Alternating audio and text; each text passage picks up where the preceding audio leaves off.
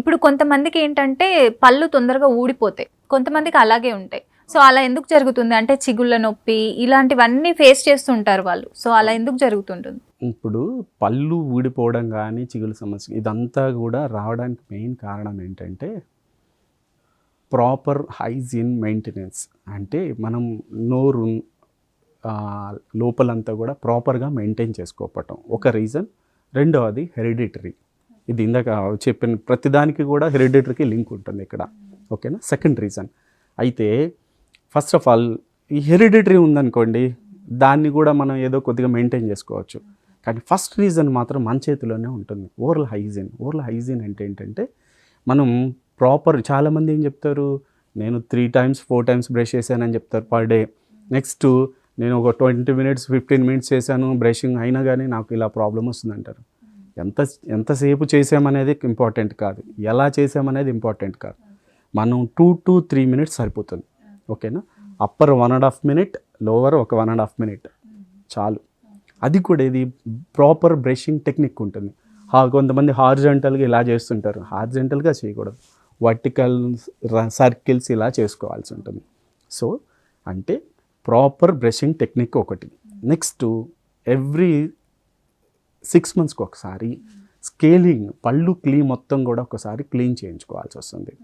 ఈ క్లీనింగ్ అనేది చేయించుకోకపోయినా, లేకపోతే మనం ప్రాపర్గా బ్రష్ చేసుకోకపోయినా ఏమవుతుంది, ఈ ఫుడ్ పార్టికల్స్ అనేవి, లేయర్ అనేది ఆ చిగురు దగ్గర ఒక అలైన్మెంట్ లాగా, ఒక సర్కిల్ లాగా ఇలా ఫామ్ అవుతుంది. ఆ ఫుడ్ పార్టికల్స్ 1 or 2 days ఉండగానే దానిలో బ్యాక్టీరియల్ గ్రోత్ ఎక్కువైపోతుంది. ఎక్కువైపోయినప్పుడు ఏమవుతుంది, అది స్లోగా హార్డ్ అవ్వడం మొదలవుతుంది. ఆ ఇనీషియల్ స్టేజ్ని మనం పెళ్ళికిలా అంటాం. ఓకేనా? అది స్లోగా హార్డ్ అయిపోయి గట్టిగా అయిపోయి మనం గారా అంటాం. గారా లేకపోతే క్యాలిక్యులస్ లాగా ఫామ్ అయిపోతుంది. దాన్ని అంత ఈజీగా రిమూవ్ చేయలేం. నార్మల్ బ్రషింగ్ అంటే పెళ్ళికిలైనా ఏదైనా కొంచెం గట్టిగా బ్రష్ చేస్తే పోతుంది, కానీ ఇది గార్ అనేది అంత ఈజీగా పోదు. కంపల్సరీ డెంటల్ క్లినిక్ వచ్చేసేసి మనం క్లీన్ చేయించుకోవాల్సిందే. ఓకే? ఆ గార కానీ లేకపోతే ఆ క్యాలిక్యులస్ అనేది మనం రిమూవ్ చేయకపోతే ఏమవుతుంది, చిగుళ్ళ ఇన్ఫెక్షన్ ఎక్కువవుతుంది. అంటే ఆ గారలో ఉండేటువంటి బ్యాక్టీరియా అనేది చిగురులోకి ఎంటర్ అయిపోయి చిగురు అనేది తగ్గిపోతూ ఉంటుంది, చిగురు లోపల ఉన్న ఎముక కూడా తగ్గిపోతూ ఉంటుంది. ఓకేనా? ఎప్పుడైనా మనకి పన్ను గట్టిగా ఉంది అంటే ఆ పర్సన్కి బోన్ చాలా బాగుంది అని అర్థం. ఒక పర్సన్కి పళ్ళు ఊగుతున్నాయి అంటే ఆ ఎముక అనేది చాలా తగ్గిపోయింది అని అర్థం. ఎందుకు తగ్గిపోతుంది, ఈ బ్యాక్టీరియా అనేది, లేకపోతే ఆ క్యాలిక్యులస్ గార చెప్పాను చూడండి, దానిలో ఉండే బ్యాక్టీరియా వల్ల మనకి బాగా తగ్గిపోతుంది. ఓకేనా? అది లేకుండా చూసుకున్నాం అనుకోండి, మనకి అసలు ఈ ప్రాబ్లమే ఉండదు.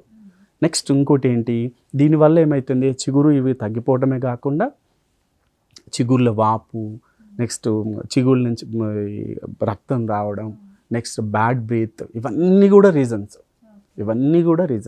ఇవన్నీ రాకుండా ఉండాలంటే మనం అన్నీ మెయింటైన్ చేసుకోవాలి.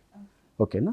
నెక్స్ట్ ఎప్పుడైతే ఈ బోన్ అనేది లాస్ అవుతూ ఉంటుందో దీన్ని పెరిడాంటైటిస్ అంటాం.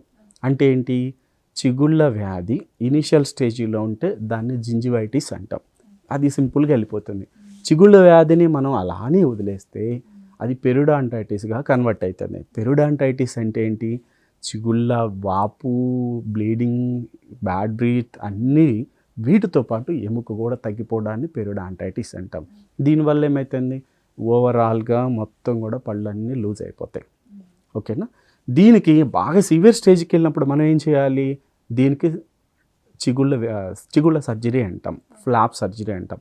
ఈ ఫ్లాప్ సర్జరీ చేయించుకున్నప్పుడు అవి సెట్ అవుతుంది. నేను ఫ్లాప్ సర్జరీ చేయించుకున్నాను కాబట్టి నేను సేఫ్ జోన్లో ఉన్నానట్టు కాదు, దాన్ని మళ్ళీ మనం మెయింటైన్ చేసుకోవాలి. ఇలానే ఎలాగా, ట్వైస్ బ్రష్ చేసుకోవటం, 6 monthsకి ఒకసారి క్లీన్ చేయించుకోవడం, నెక్స్ట్ ఫుడ్ తీసుకున్న ప్రతిసారి కూడా ఒక 3-4 times మనం క్లీన్ చేయడం, ఇవన్నీ చేసుకుంటా ఉంటే మన ఓరల్ హైజీన్ అనేది బాగుంటుంది. అసలు డెంటల్ ప్రాబ్లమ్స్ అనేవి తక్కువ ఉంటాయి.